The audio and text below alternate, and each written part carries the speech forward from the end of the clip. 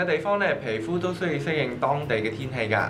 嚟咗美國加州10日啦，咁啊呢邊嘅天氣同香港好唔同㗎。咁啊陽光好猛啦，風好大啦，咁所以咧你都唔會出汗嘅。咁所以今集咧就等我分享下我喺美國嘅護膚小貼士啊！好，咁嚟咗10日啦，先同大家分享下我現時嘅皮膚狀況係點先。咁就大家都見到啦，第一啦，我皮膚咧其實望埋去好乾真真嘅。咁原因咧，因為咧呢邊個風好大，二咧就係呢邊個陽光好猛啊。有一日我就出咗去呢個 Universal Studio 咁樣，咁就戴咗副太陽眼鏡。咁但係同時間咧我搽個防曬就好低，咁所以咧翻到嚟咧一除咗眼鏡之後咧，就見到成個鼻哥都黑晒啦咁樣。咁我諗呢兩個狀況係我比較嚴重嘅嘢嚟嘅，咁所以都同大家試下分享下我會做嘅嘢係咩啦。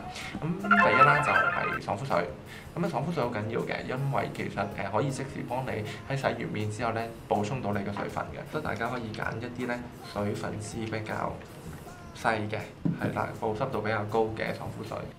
抹完之後咧，其實你個皮膚咧會有第一陣嘅水分喺面上面嘅，咁之後你搽嘅精華液啦或者 lotion 咧，會更加容易吸收。第二咧，當然就係要搽上精華液啦。咁精華液咧最好揀啲咧保濕度超高嘅精華液咧，咁其實可以令到你嘅皮膚嗰個水潤度會再高啲。咁呢個咧其實佢可以做埋有個修護嘅效果嘅，除咗保濕之外。第三，喺韓國嘅時間咧，我就特登去揀咗呢一 pack 嘅眼膜啦，同埋 spot patch 啊，即係一啲斑點啦嘅膜啦，可以咁講，我哋叫眼膜。咁佢得意在咧就係佢係一個圓形嚟嘅，咁佢左右兩邊就係一個眼膜啦，中間嘅就係一個即係幫你暗瘡用啦，或者一啲嘅雀斑用啦，可以做一啲修護同保濕嘅效果嘅。咁中間嗰塊點做好咧？咁正常人哋即係佢哋就係話我哋搽喺啲即係擺喺啲斑點度，咁但係咧冇計啦，因為我個鼻咧就紅咗，咁所以咧我就敷喺個鼻度嘅。咁呢個眼膜咧，其實我自己咧就會敷15分鐘度咧，咁你搣開佢就得㗎啦。咁佢個好處咧就因為佢本身係啫喱狀嘅，咁因為啫喱狀佢唔會倒吸嘢㗎嘛，咁所以咧其實你就算敷耐少少都 OK 嘅。當然啦，淨係敷眼膜點夠靚，咁所以咧平時我自己都會帶定幾張面膜咧。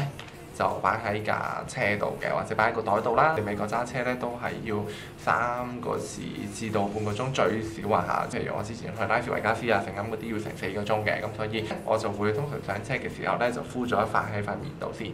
係啦，咁敷完咁你咪搣翻落嚟咯。咁一張搣咗落嚟幾塊嘅方面又唔使洗，咁所以咧其實都做到一個護膚嘅效果嘅。其實我諗揸車嘅時候都冇咩人望你個樣嘅，咁所以就大家可以放心喺揸車嘅時候敷面膜啦。不過咧喺美國嘅時間咧，大部分譬如我之前用嘅啫喱狀嘅 lotion 咧，其實係唔夠水潤度喎。咁所以咧我建議大家喺美國嘅日子或者天氣比較乾嘅時候咧，其實大家可以搽啲有少少油份嘅 lotion 同埋呢個啫喱有咩分別咧？咁大家可以俾你睇望。下邊嗰個就係啫喱狀嚟嘅。咁啫喱狀咧個分子咧係冇乜油分喺入邊嘅，咁而且咧你搽咗落皮膚咧可以好快吸收到，係啦。咁但係上面呢個就係 lotion 嚟嘅 ，lotion 嘅話咧，其實佢入邊有少少油嘅成分喺入邊啦，咁所以你搽落面度咧，你覺得個潤澤感會比較好啲嘅。咁所以我會建議大家可以先搽咗一啲精華素或者搽多啲啫喱狀嘅 product 喺底先，咁然後咧 on top 我哋可以加個 lotion 狀嘅。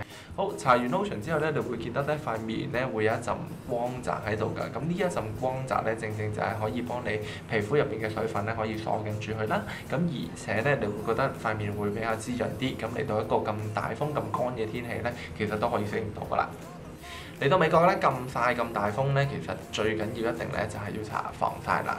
咁防曬咧，其實你當你入到 Walmart 啦，或者好多超級市場咧，一入到去第一個 counter 咧就已經係賣緊防曬。原因咧係因為美國嘅一個太陽咧係比較勁啲，咁但係咧因為佢好大風啊，同香港好唔同。你曬一陣咧，你就會覺得出汗啦。咁但係呢邊咧係完全唔會有汗出嘅，係完全唔會覺得你會被曬傷嘅感覺嘅。咁所以咧啲樣就大家要小心啦。咁會有兩種嘅，一種咧就係擠出嚟 cream 狀可以搽面嘅或者搽身啦，咁或者第二種咧就係噴嘅，係啦。幾個位置咧，我會建議大家記得要搽嘅。第一就係眼底啦，因為咧好多時咧大家咧係避咗個眼底唔搽嘅。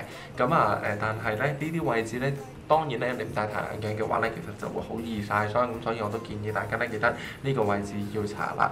咁第二咧就係兩邊唇角啦。搽完防曬之後咧，咁我下一個步驟就係要搽粉底液啦。咁粉底液咧，我自己中意用啲水潤啲或者水感重啲嘅粉底液嘅。咁呢一支 MAC 嘅粉底液咧，其實我覺得嗰個 colour 啦同埋嗰個質感咧就會水潤啲嘅。咁當你搽上去嘅時間咧，咁自然就可以均勻到膚色之餘啦，咁個妝容咧望埋去咧，咁冇咁容易乾同埋冇咁容易浮粉啦。最好就係搽完防曬之後，跟住先至搽粉底。搽咗粉底液之後咧，你會見到兩邊咧，左邊同埋右邊咧會有好明顯嘅分別㗎。左邊面咧，你會望埋去光滑啲啦，而右邊面咧，你望埋去咧就會覺得啞色啲，同埋個膚色冇咁均勻。所以咧，咁薄身嘅粉底液咧都可以做到均勻膚色嘅效果。眼線方面咧，我就揀咗呢支啡色嘅眼線筆啦。咁佢幾好嘅地方咧，就係我嚟到美國咁多日咧，用佢之後咧，其實眼線都唔易甩啊。咁加上咧，其實就佢嗰個質地咧都幾 soft 嘅，咁所以咧男仔會比較容易畫上啦。最後咧當然就係定妝噴霧啦。咁我今次咧嚟到揾到一支咧 Oil Control 嘅，即係控油成分比較高啲嘅makeup setting spray，即係定妝噴霧。